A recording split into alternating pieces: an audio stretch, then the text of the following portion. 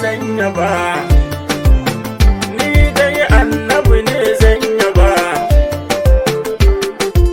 Farko Allahu kaliki mara kishiya, annabi ne zan yaba.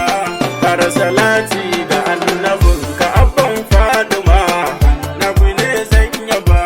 Sa ahali har sahabu bai isa in bar su ba, annabi ne zan yaba. A bar ni da kaunar gatin da ni dai har na zama.